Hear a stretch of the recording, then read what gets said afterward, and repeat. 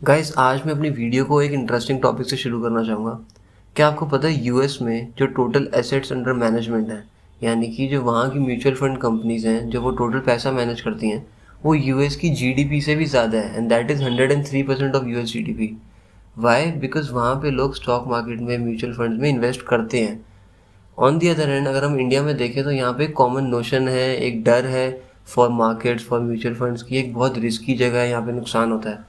तो अगर India as a country, as a market, as an economy grow करती है, मैच्योर होती है, तो लोग ज़्यादा से ज़्यादा इन्वेस्ट करना शुरू करेंगे म्यूचुअल फंड्स में, तो ये इंडस्ट्री भी ग्रो करेगी। तो आज हम इसी इंडस्ट्री की एक कंपनी के बारे में बात करेंगे जिसका आईपीओ सितंबर में यानी कि अगले मंथ टेंटेटिवली आने वाला है, जिसका नाम है यूटीआई एएमसी। तो चलिए अपनी वीडियो को शुरू करते हैं।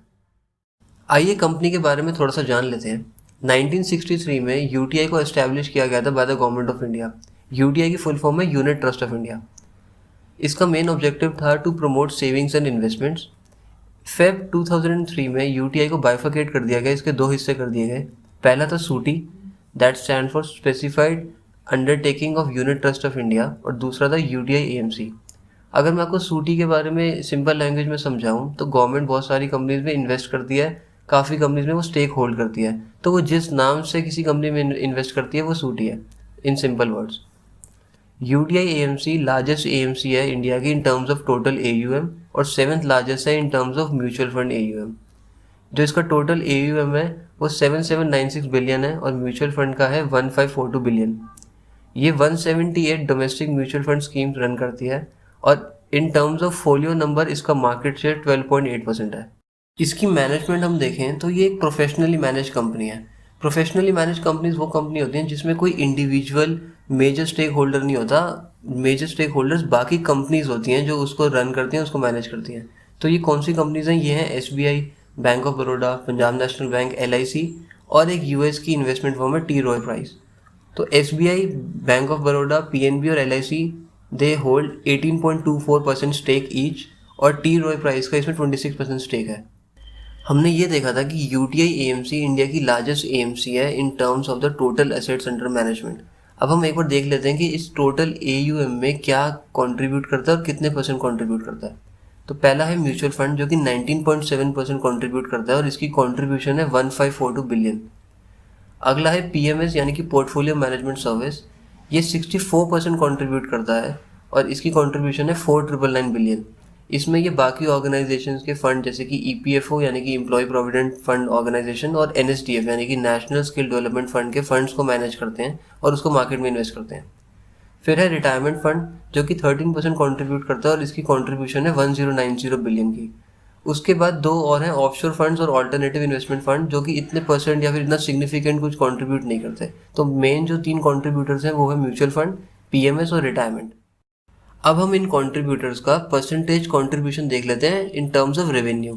तो जो मेन कंट्रीब्यूटर है रेवेन्यू में वो म्यूचुअल फंड का एयूएम है, जिससे 72.7% रेवेन्यू आता है, और अदर्स यानी कि पीएमएस, रिटायरमेंट, ऑफशोर फंड्स और ऑल्टरनेटिव इन्वेस्टमेंट ऑप्शंस, उनसे 27.3% आता है। तो हमारा मेन फोकस म्यूचुअल फंड पे होना चाहिए अगर हम इस कंपनी को एनालाइज कर रहे हैं। अब हम इसके म्यूचुअल फंड बिजनेस पे या फिर इसके म्यूचुअल फंड एयूएम पे फोकस करते हैं। आपको लग रहा होगा कि मैं इतना डिटेल में क्यों बाइफरकेट करता जा रहा हूँ। आप 5 मिनट बस इस चीज़ को ध्यान में रखो जो मैं आपको दिखा रहा हूँ, बस 5 मिनट में आपको सब क्लियर हो जाएगा कि मैं क्यों कह रहा था ये।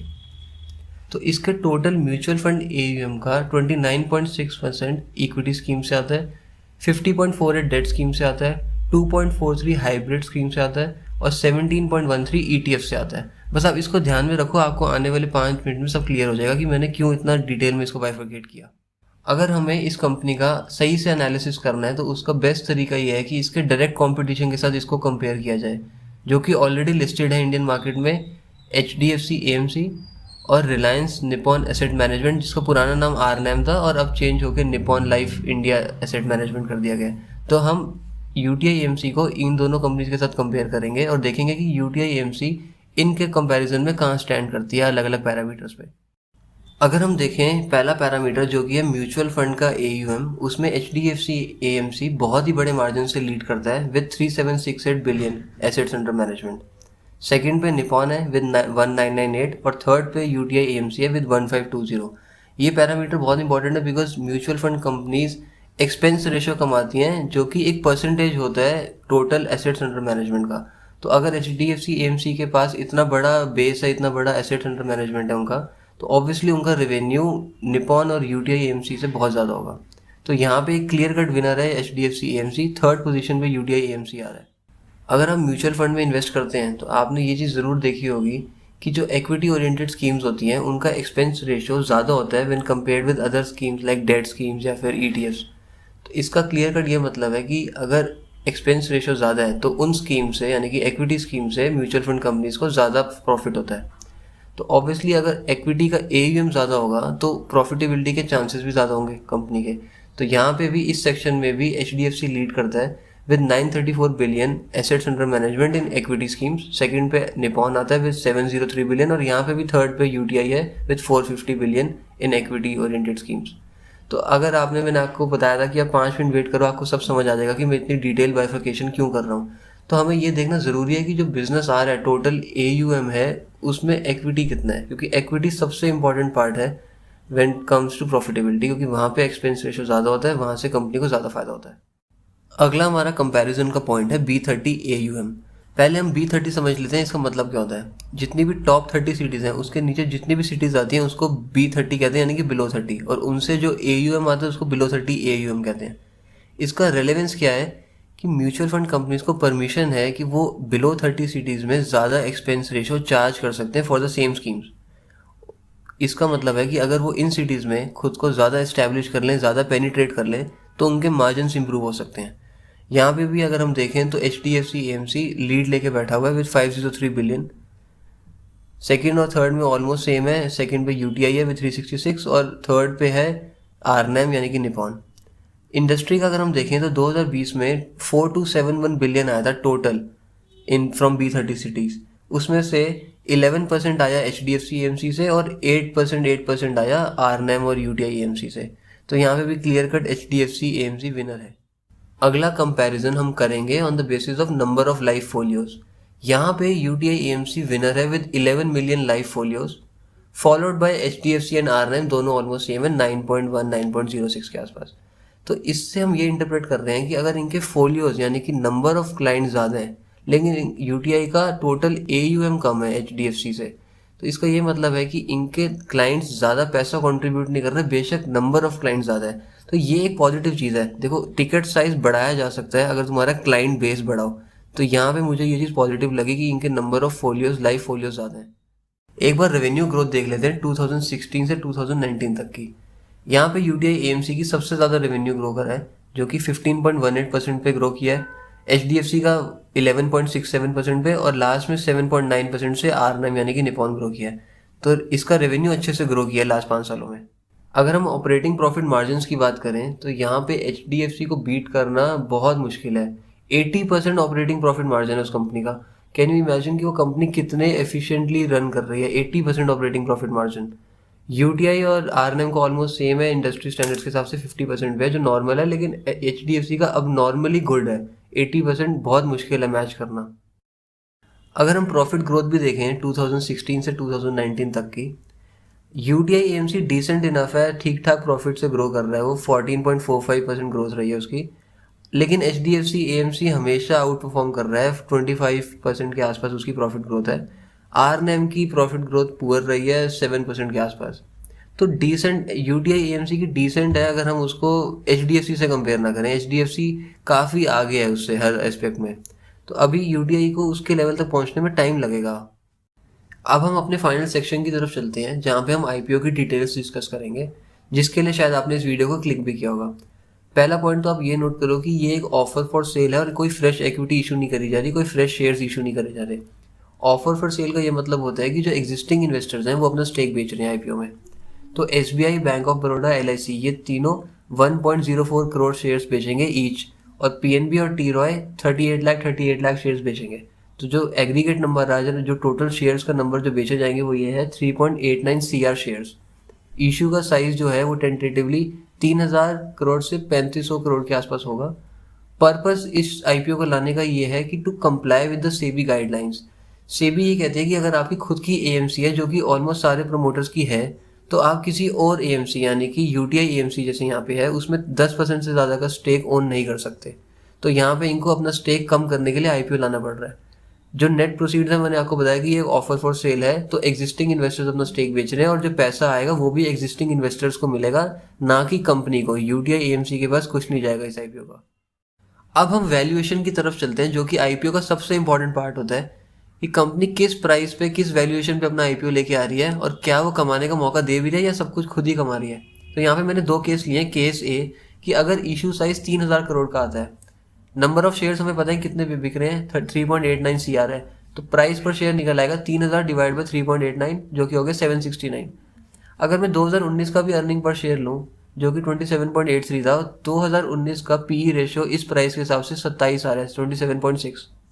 अगर मैं 10% की कंजर्वेटिव ग्रोथ भी लूँ कि कंपनी 10% तो ग्रो कर ही जाएगी 2020 में, मैं अज्यूम क्यों कर रहा हूँ बिकॉज मुझे 2020 का कोई प्रॉफिट एंड लॉस स्टेटमेंट मिला नहीं इंटरनेट पे, तो मैं एक 10% की कंजर्वेटिव ग्रोथ अज्यूम कर रहा हूँ, तो अर्निंग पर शेयर बढ़ के 30.61 हो जाएगा 10% के हिसाब से, और पीई रेशियो ऑटोमेटिकली कम हो जाएगा, 25.12 हो जाएगा। अब हम केस बी देख लेते हैं कि अगर इशू साइज 3500 करोड़ का आया, तो नंबर ऑफ शेयर्स वही 3.89 CR है जो बिक रहे हैं, प्राइस पर शेयर हो गया 3500 डिवाइड बाई 3.89 जो कि निकल आया 898। तो इस प्राइस के हिसाब से अगर मैं 2019 का अर्निंग पर शेयर लूँ तो पीई रेशियो निकल के आ रही है 32.2, और अर्निंग पर शेयर अगर मैं 10% से इंक्रीज करूँ 2020 में तो वो पीई रेशियो निकल के आ रही है 29.33। तो अगर मैं अपर बैंड का भी पीई रेशियो लूँ जो कि केस बी में आ रहा है 2019 के अर्निंग पर शेयर में, कि 2019 से कंपनी ग्रो ही नहीं करी, अगर 2019 का ही सेम नंबर उसने रिपोर्ट कर दिया 2020 में भी, तब भी 32 का पीई आएगा। 32 का पीई भी अभी भी इंडस्ट्री से सही वैल्यूड है, अंडर वैल्यूड है। वाई? बिकॉज इंडस्ट्री में HDFC AMC 41 पे ट्रेड करता है पीई रेशियो पे, निपॉन ऑलमोस्ट 40 पे करता है। अब क्योंकि ये इनसे थोड़ी छोटी कंपनी है और अभी ये एक गवर्नमेंट कंपनी है, तो गवर्नमेंट कंपनीज प्राइवेट कंपनी से हमेशा एक डिस्काउंट पे ट्रेड करती हैं, थोड़ा बहुत तो होता है। तब भी 32 के पीई पे भी अगर ये कंपनी आ जाती है तो फिर भी मुझे लगता है ये डिसेंटली प्राइस्ड है, थोड़ा बहुत ये स्कोप दे रही है कमाने का। ये वर्स्ट केस सिनेरियो है। अगर ये लेट्स से 3000 करोड़ का इशू साइज हुआ फिर तो ये बहुत अट्रैक्टिव वैल्यूएशन पे आ जाएगी कंपनी। 32 के हिसाब से मुझे लगता है फेयर इनफ वैल्यूएशन होगी, लेकिन आईपीओ में देखो वैल्यूएशन से फ़र्क तो पड़ता है, लेकिन उससे ज़्यादा फ़र्क पड़ता है कि एक वैल्यू आईपीओ कितनी हाइप बना पा रहा है मार्केट में। कई बार होता है कि एक ओवर वैल्यूड आईपीओ भी होता है फिर भी वो बहुत अच्छा चल जाता है, जैसे आपने रोजरी बायोटेक देखा होगा कि क्या उसने शानदार रिटर्न्स निकाल के दिए बिकॉज मार्केट में उसने बहुत गर्मा गर्मी कर दी। तो ये मुझे लगता है कि ये आईपीओ फेयरली प्राइस्ड होगा क्योंकि एक गवर्नमेंट कंपनी है, काइंड ऑफ गवर्नमेंट कंपनी है। और दूसरा ये है कि इसको स्टेक बेचने की मजबूरी है, इसको सेबी की गाइडलाइन से कंप्लाई करना है, तो ये अट्रैक्टिव वैल्यूएशन पे ही आईपीओ निकाला जाएगा ताकि आईपीओ सक्सेसफुली सेल थ्रू कर जाए। तीसरा मुझे लगता है कि इसका हाइप भी बहुत बनेगा क्योंकि अभी मार्केट कंडीशन थोड़ी बुलिश है और आजकल जो भी आईपीओ आ रहे हैं उनको अच्छा रिस्पांस मिल रहा है। तो मुझे लगता है कि ये एक आईपीओ एक वैल्यू पिक होगा, बट डिस्क्लेमर कि आप प्लीज़ अपनी रिसर्च खुद करें। ये एक मेरा पर्सपेक्टिव है चीज़ों को देखने का, आपका अलग भी हो सकता है। लास्ट में आपके लिए एक छोटी सी बोनस इन्फॉर्मेशन जो आपकी नॉलेज बढ़ाने के लिए मैंने ऐड करी है। इसका कोई आईपीओ पे या फिर कंपनी पे ऐसा इम्पैक्ट नहीं होगा, ये जस्ट आपकी नॉलेज के लिए मैंने ऐड किया है।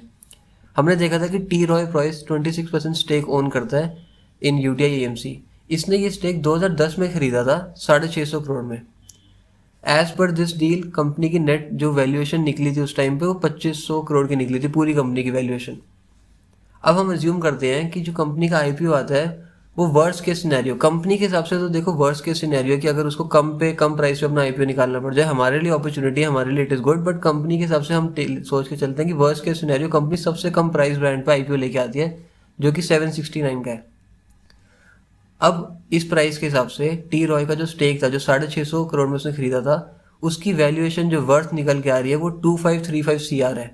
तो अगर मैं इसका एक CAGR निकालूं 10 साल का तो वो 14.5% का आ रहा है ऑलमोस्ट, यानी कि कंपनी ने जो पैसा इन्वेस्ट किया था यूटीआई एएमसी में वो हर 5 साल के बाद डबल हुआ था। और यही आइडियल मैंने आपको पहले भी बहुत वीडियोस में बताया कि 14 से 15% CAGR बहुत अच्छा होता है अगर आप लॉन्ग टर्म में उसको कंसिस्टेंट रखें, हमें 20-25% की ज़रूरत ही नहीं है। तो ये जस्ट मैंने आपकी एक नॉलेज ऐड करने के लिए डाला था और इसका कोई और इम्पैक्ट नहीं है कंपनी के ऊपर। सो आई होप आपको ये वीडियो अच्छी लगी हो, आपको कुछ वैल्यू ऐड करके दी हो इस वीडियो ने। अगर आपका कोई डाउट रह गया, कोई क्वेरी है तो आप नीचे कमेंट सेक्शन में मुझे लिख सकते हैं। I will try to solve them. Till then keep reading, keep studying and I will see you in the next video.